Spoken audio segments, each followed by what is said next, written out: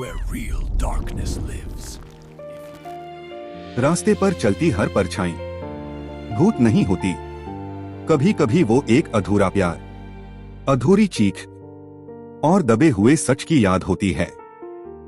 आज की कहानी एक ट्रक ड्राइवर और दो प्रेत प्रेमियों की है, जिनकी मोहब्बत मौत के बाद भी खत्म नहीं हुई। अगर आपका दिल मजबूत नहीं तो अभी पीछे देख लो, कहीं किसी की नजर आप पर तो नहीं। स्वागत है IK हॉरर में, जहां हर कहानी आपके खून को ठंडा कर देगी। 3, 2, 1। मेरा नाम रघुवीर मल्होत्रा है। मैं पिछले 15 साल से ट्रक ड्राइविंग कर रहा हूँ। मैंने देश के हर रास्ते पर सफर किया है। पहाड़ी सड़कें, रेत के रेगिस्तान, घने जंगल, हर जगह। लेकिन वो रात अलग थी। उस रात मैं भटिंडा से जयपुर की तरफ जा रहा था। ट्रक खाली था, इसलिए स्पीड अच्छी थी। आसपास कोई गाड़ी नहीं, बस वीरान हाईवे। घड़ी की सुई ने जब रात के 2:03 का समय दिखाया, मेरी हेडलाइट के सामने अचानक एक साया आया। वहां एक लड़की खड़ी थी। सफेद साड़ी, झुलसे हुए लंबे बाल, आंखें गहरी और उदास, जैसे सदियों का दर्द उनमें कैद हो। वह मेरे ट्रक के बिल्कुल सामने आकर रुक गई, मानो वो जानती थी कि मैं रुकूंगा। मैंने खिड़की खोली। कहाँ जाना है? उसने मेरी तरफ देखा और उस नजर में ऐसा दर्द था जो इंसानी नहीं लगता। वह धीमे से बोली, मुझे अरमान के पास जाना है। मेरा दिल धड़क उठा। नाम परिचित सा लगा, पर मैं समझ नहीं पाया क्यों। मैंने उसे ट्रक में बैठाया। जैसे ही वो बैठी, ट्रक की तापमान मीटर अचानक गिर गई। कांच पर धुंध छा गई, जैसे कोई हिमालय की बर्फ ट्रक में भर गई हो। मैंने हिम्मत करके पूछा, आप क्या जिंदा हैं? उसने हल्की सी मुस्कुराहट की और बोली, नहीं, लेकिन मेरा प्यार अभी भी जिंदा है। मेरी रीढ़ में ठंड उतर गई। मैंने स्टीयरिंग पकड़ा और ट्रक आगे बढ़ा। वह बोलती रही, उसकी आवाज मीठी लेकिन दुख भरी। मैं रोशनी हूँ और मेरा प्यार अरमान, वह मेरा इंतजार कर रहा है। मैंने पूछा, कहाँ? वह बोली, जहां हम जिए और जहां हम मरे। मेरे हाथ कांप गए। ट्रक की लाइटें अपने आप झिलमिलाने लगीं और रोड के मोड़ पर वहां कोई खड़ा था। एक आदमी, लंबा, साया सा, काला कोट, लाल आंखें। वह हाथ उठाकर मेरे ट्रक को रोकने का इशारा कर रहा था। मैंने जोर से ब्रेक मारा। वहां अरमान खड़ा था, लेकिन वो इंसान नहीं, वो एक भूत था। वह चमकती आंखों से रोशनी को देख रहा था। फिर उसने धीमे और भारी स्वर में कहा, तुमने उसे मेरे पास क्यों लाया? मैं डर गया। उसने मुझसे कहा, वो तुम तक जाना चाहती है। अरमान मेरे पास आया और जैसे उसकी आत्मा मेरे शरीर से होकर गुजरी, उसकी आवाज सीधे मेरे दिमाग में गूंजी। हम दोनों मारे गए थे, लेकिन मरकर भी अधूरे रह गए। मेरे सामने उनकी प्रेम कहानी का पहला अध्याय खुल रहा था। 3 दिन बीते, लेकिन उन दोनों का चेहरा मेरी नींद में आने लगा। दिन में भी मुझे कभी रोशनी का चेहरा दिखाई देता, कभी अरमान की परछाई। उस रात मैं फिर उसी रास्ते से जा रहा था। मैं डर रहा था, पर जिज्ञासा भी थी। रात के 1:40 ट्रक का रेडियो खुद चालू हुआ। इस बार आवाज वो नहीं थी जो मैंने पहले सुनी थी। यह एक दुखी, टूटी हुई आवाज थी। रघुवीर, क्या तुम सच जानना चाहते हो? वहां रोशनी की आत्मा बैठी थी। वह बोली, अरमान पागल हो गया था। वो मुझे प्यार नहीं, मेरा मालिक बनना चाहता था। उसकी आंखों में आंसू थे, लेकिन वे आंसू पानी के नहीं, काले धुएं जैसे बह रहे थे। तभी ट्रक के दर्पण में अरमान दिखा। वह कैबिन के पीछे बैठा था। वह गरजकर बोला, झूठ। ट्रक हिलने लगा, इंजन दहाड़ने लगा। अरमान चिल्लाया, मैं उससे मरते दम तक प्यार करता था। उसने मुझे छोड़कर किसी और से रिश्ता किया और मुझे मरवा दिया। रोशनी चीखी, नहीं, मैंने ऐसा नहीं किया। उनकी चीखों की टकराहट से कांच में दरारें आने लगी। तभी एक तीसरी आवाज आई, बूढ़ी, थकान भरी, दुख से भरी। वहां एक तीसरी आत्मा प्रकट हुई, एक बूढ़ी औरत। वह रोशनी की मां थी। उसने कहा, तुम दोनों सच बोल रहे हो और तुम दोनों झूठ भी। मैं स्तब्ध। यह कैसे?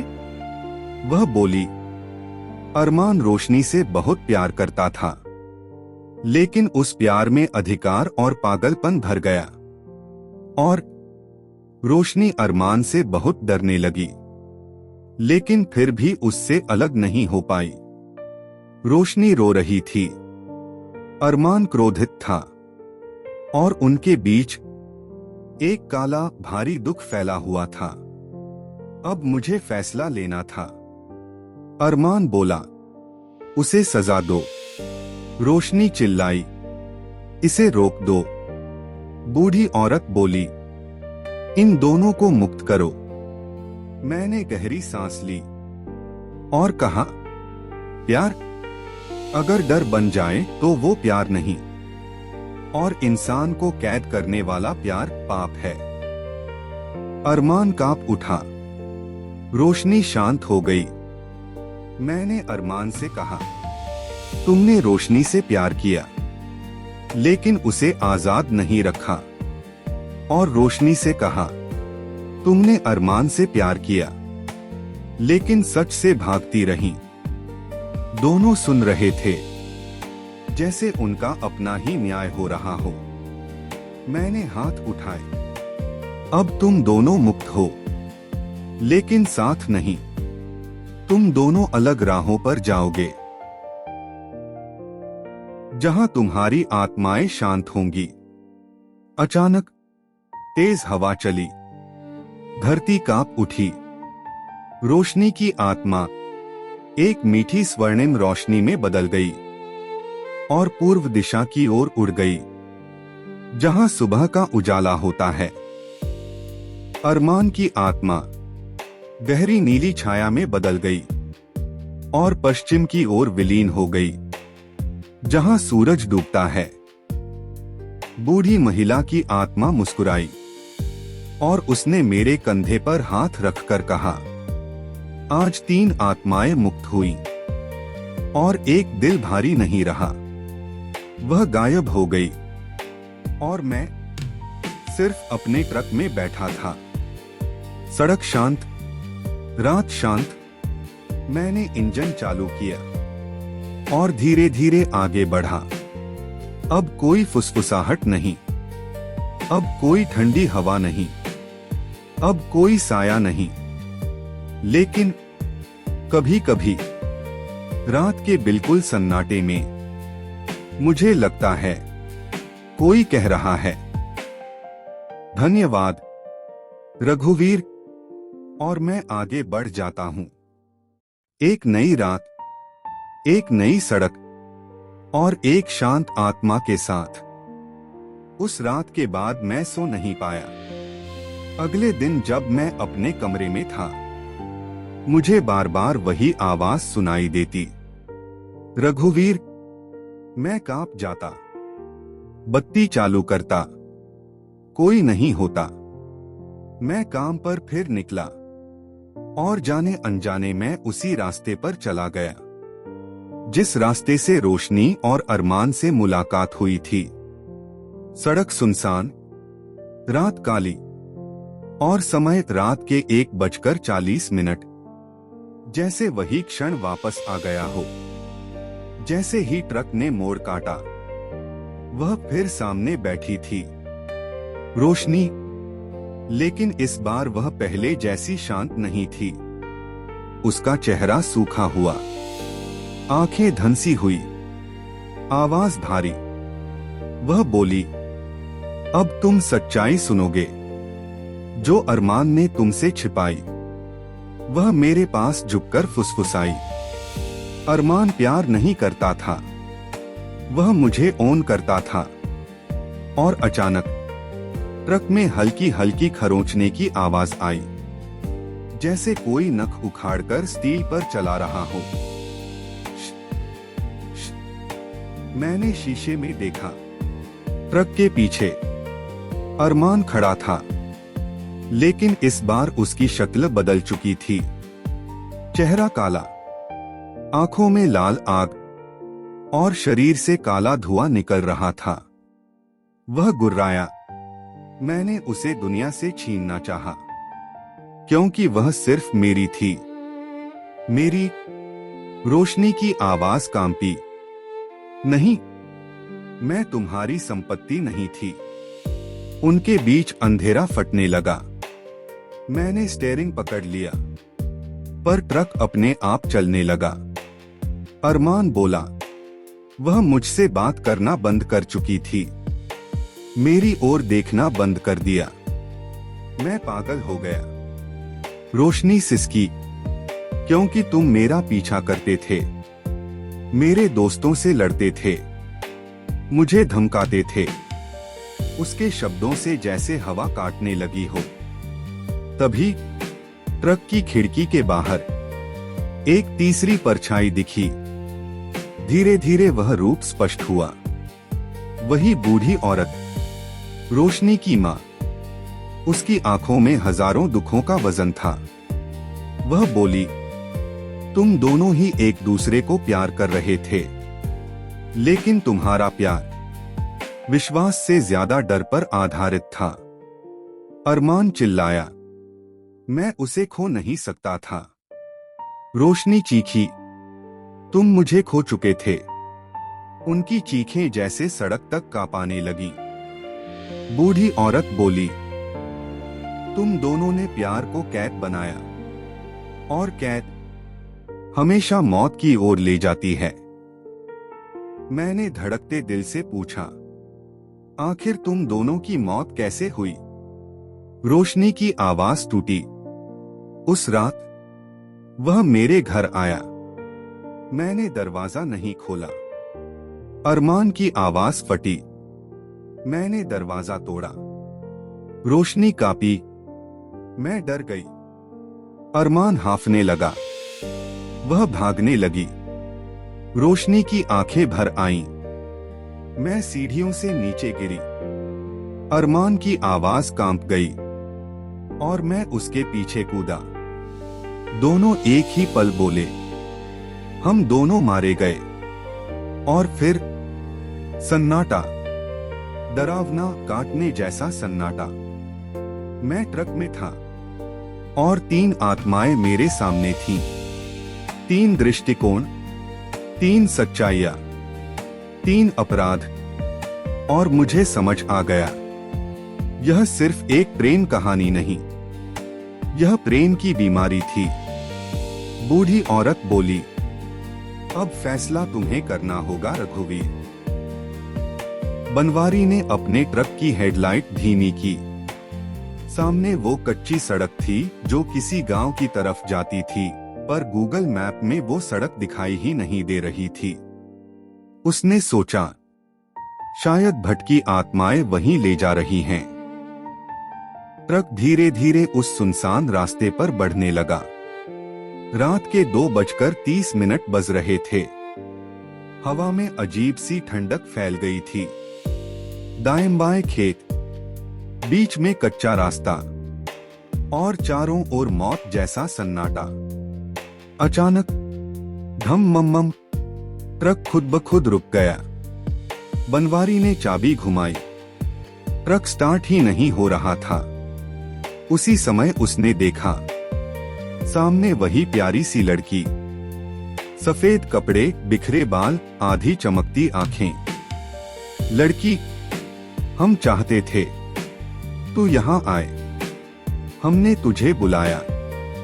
बनवारी की रीढ़ में कांप उठी। उसी समय उसे बाईं ओर से एक भारी आवाज सुनाई दी, तुम उसे छीन नहीं सकते, वो मेरी है। वो लड़का, काला कुर्ता, मृत सा चेहरा, प्रेत जैसा शरीर, हवा में तैरता हुआ। दोनों आत्माएं आमने सामने आ गईं। लड़की की आंखें नीली रोशनी में बदल गईं। लड़के की आंखें लाल अंगारों जैसी चमक उठीं। बनवारी भागकर जमीन पर गिर गया। वो कांपते हुए चिल्लाया, भगवान बचाओ। और फिर आसमान में हवा का भंवर उठा।